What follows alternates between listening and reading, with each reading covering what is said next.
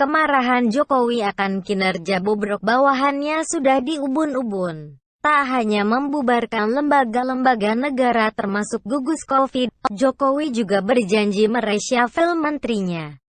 Tak ada yang tahu pasti nama menteri yang akan diganti seperti masuknya nama wapres di menit terakhir, tapi kita bisa menebak siapa yang kinerja dianggap buruk.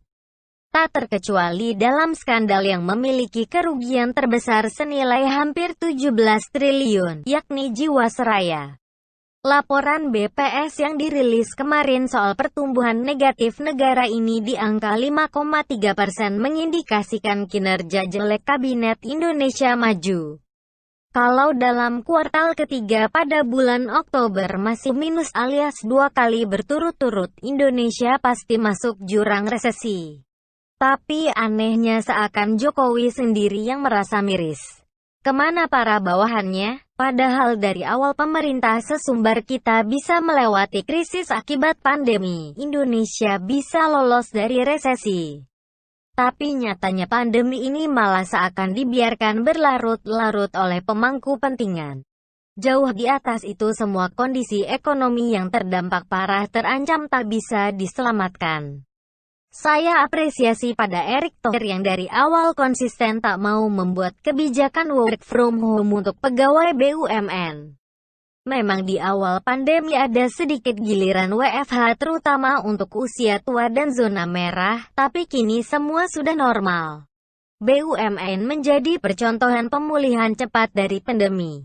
Tapi kebijakannya yang bagus di BUMN, termasuk alih fungsi RS untuk pasien corona, akan berakhir sia-sia jika tak bisa menyelesaikan Jiwasraya. Bagaimana tidak?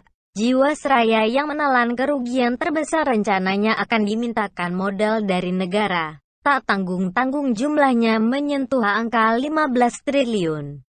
Panitia Kerja Jiwasraya di DPR membuka peluang menyetujui opsi suntikan dana dari pemerintah untuk menyelesaikan persoalan di asuransi plat merah itu. Berdasarkan draft yang diterima, ada berbagai opsi untuk menyelesaikan persoalan PT Asuransi Jiwasraya. Salah satunya opsi melalui penyertaan modal negara atau PMN sebesar 15 triliun rupiah.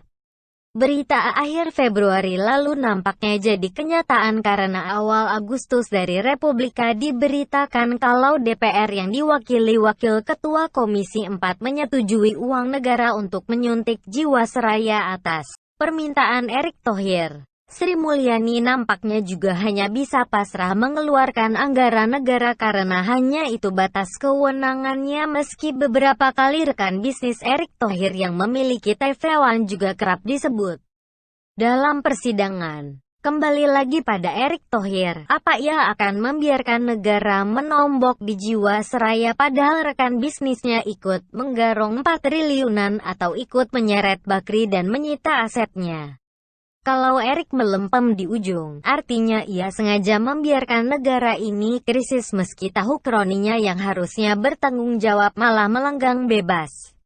Untuk itu, Erick sangat layak dipecat bila tak bisa menyelesaikan kasus ini. Kalau waktu itu Heksanata mengumumkan gagal bayar, pastinya Jiwasraya masih berjalan dan tak perlu merugi hingga 16,8 triliun.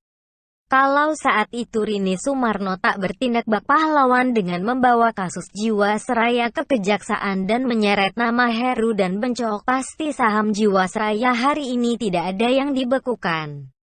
Kini kita sadar kalau saham Jiwasraya justru naik gila-gilaan saat persidangan berlangsung. Jiwasraya yang harusnya untung dari redim akhirnya buntung dan gigit jari.